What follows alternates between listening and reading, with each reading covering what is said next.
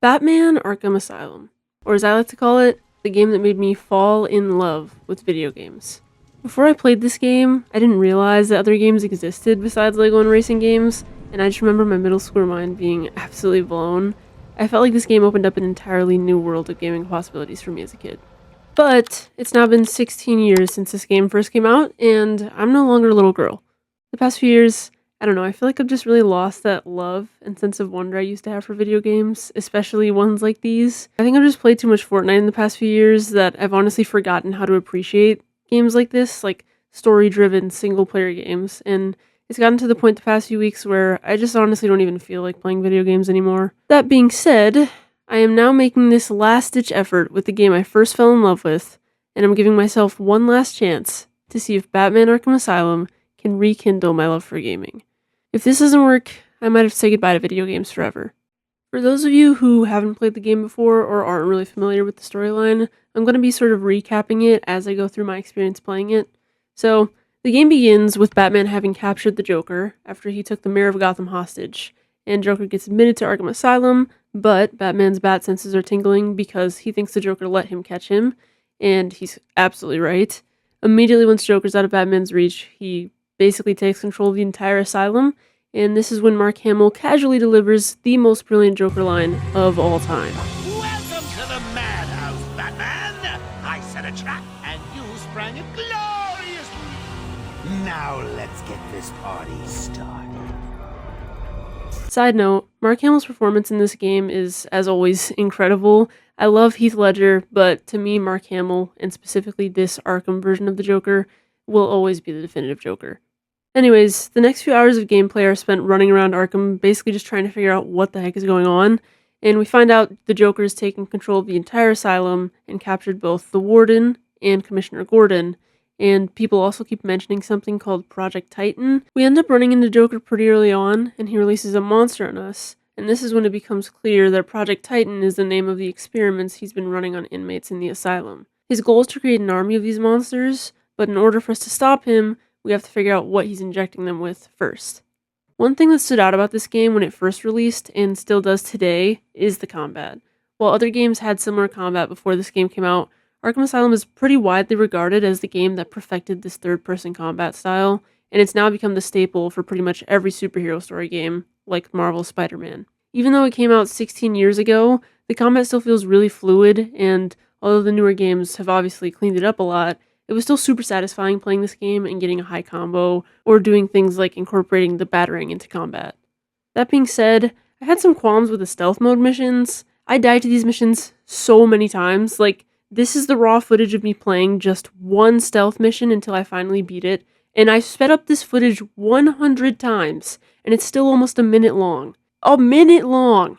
All jokes aside though, these missions are actually usually my favorite in the game, but I guess I just have a lot less patience than I used to before, because I remember these flying by when I was a kid, and that is clearly not the case anymore. Anyways, Batman later stumbles across Bane, and I forgot to record this fight, so just imagine it looks like this, but in reverse. Anyways, he figures out that Titan is a modified version of Bane's venom, which one of the asylum doctors created as a treatment prototype for inmates. However, Joker got a hold of it and has been blackmailing her to give him the serum and using it to create an army. The next part of the game is spent trying to retrieve Dr. Young's notes, which contain the Titan formula, so that Batman can make an anti-serum for it. While all of this is happening, a lot of other stuff is going on too. For instance, Poison Ivy's on the island and gets mad for reasons I can't remember, and her plans start overrunning the entirety of Arkham Asylum. And if Batman doesn't stop them, they're going to take over all of Gotham City. Although on the bright side, these little spore things that appear everywhere are like weirdly extremely satisfying to destroy. Also, Killer Croc has a vendetta against us, and it's clear we'll run into him later on. I've got your scent, Batman. I will hunt you down. Yeah, so that's definitely going to be super fun. Meanwhile, Scarecrow keeps showing up at random, and each time he does, there's this fear toxin-induced sequence where Batman has to hide from him and like stealthily defeat him. This is another trend set by this game where it feels like every superhero game since then has a dream state boss fight sequence, like, again, in Marvel Spider-Man. Come to think of it, Marvel Spider-Man borrowed a lot, like quite heavily from the Arkham franchise, but it's okay because it's still my favorite game. It's still everyone's favorite game if we're being honest. Things like these Scarecrow dream sequences reminded me just how much this game is terrifying. Like, I remember I would literally have to stop playing it sometimes when I was little and just go to bed so that I wouldn't have nightmares about the Joker. And still to this day, as a grown woman, this game is just as scary. Honestly, the entire dark tone of the story and some of the environmental horror aspects had me genuinely scared at times. Like, when I was playing in the middle of the night and I'm walking around the asylum as Batman and the Joker's voice will come over the loudspeaker, talk about all of the random crude acts he's going to commit in the next hour, or when a Titan-infected inmate throws himself at me from a dark corner. Rocksteady somehow managed to create a Batman game that doubles as a masterclass in environmental horror, and that in and of itself is really impressive. And I think that's the thing I love most about this game, that it really makes you feel like Batman, and it honestly made me appreciate the characters more, because you're feeling the visceral fear and horror that Bruce Wayne would feel, and I think it made me realize how much of a psychopath Batman is, because if this was real life, you would not catch me in Arkham. Or honestly, even the city of Gotham. Like, at the first mention of a psycho villain, I would be moving out of the country. Anyways, Batman eventually finds Dr. Young's Titan formula, and he realizes that a chemical from Poison Ivy's plants is the key to making an anti-serum. But for some reason, he can only get the chemicals he needs from spores found in Killer Croc's lair, so that's a whole thing that has to happen. And this part of the game, creeping through his lair, knowing he can pop out at any given moment, is genuinely terrifying. After successfully evading Killer Croc by essentially blowing him up, Batman makes the anti-serum for Titan, but Poison Ivy's plants break through the Batcave and destroy his computer, leaving him with just enough anti-serum for one dose.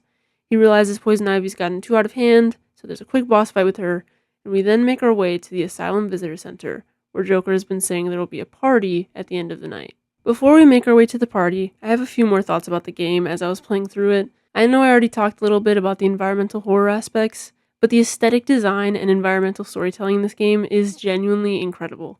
Like, this alone could have single-handedly revived my love for video games. The time Rocksteady Studios must have spent just creating the world of the asylum and the beauty of it, they deserve a huge round of applause in my opinion for that.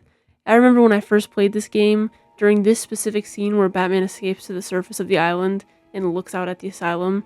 This is the first time I ever saw something in a video game that made me realize video games could be beautiful too. Like, this game made me realize that video games were an art form. And on top of general game design, the attention to detail in this game is just phenomenal. While the later games in the Arkham series definitely focus a little bit more on this, I feel, there are still some really cool Easter eggs. Like, there's a cell you walk past that has a prisoner in it, and then once you rescue the warden is in that cell. And this is obviously Clayface, and he attempts to impersonate a few different people at different parts of the game and begs Batman to break him out of the cell. I thought that was really cool. And also there's a little hideout in the asylum that clearly belongs to the Riddler, and it has like notes and screenshots from moments that happened earlier in the game, basically showing that he's been meticulously watching Batman's every move. And I don't think I ever fully registered these little things the first time around, so it was just fun to see Rocksteady include that. And even the little things like rain on the camera at certain angles, and being able to smash the TVs with a batarang, they just make this game that much better. Alright, that's enough yapping. Let's get back to Joker's party. I meant to get a clip of me beating up all these guys on the way to the door, but I forgot to hit record, so enjoy this clip of Batman aura farming as he walks through the door to the last scene of the game. So I'm just going to speedrun the ending here because it's kind of disappointingly the least exciting part of the story, but basically Batman walks through this hallway, the scene is pretty cool, but then the Joker leaves a bomb, and Batman just accepts it. Like, I feel like that was the least accurate part of this game. There's no way Batman would see a bomb about to explode and just stand there. But anyways, basically, Joker injects both himself and Batman with Titan, and Batman uses the only dose of anti-serum he has on himself, and then he has to fight an oversized and overly aggressive Joker using only his wits. So basically, anytime Batman fights any villain.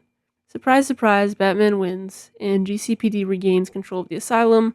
All of the supervillains are captured again, and honestly, for all the chaos we've been through in one night, it's a pretty chill, pretty happy ending. So now that I've finally completed the game, it's time to answer the question. Did Batman Arkham Asylum make me fall back in love with video games? Drumroll please. Yes, obviously yes. I feel like that was pretty obvious from how much I've been glazing at the entire video. I don't know, I just feel like this was the perfect mix of nostalgia and a beautifully designed game and storyline to make me want to continue playing video games. I think I've realized that what I really missed was immersive single-player games like this that make me feel like I've actually entered into the world I'm playing in. I genuinely felt like I was Batman taking down the Joker, and it kept me captivated for hours at a time.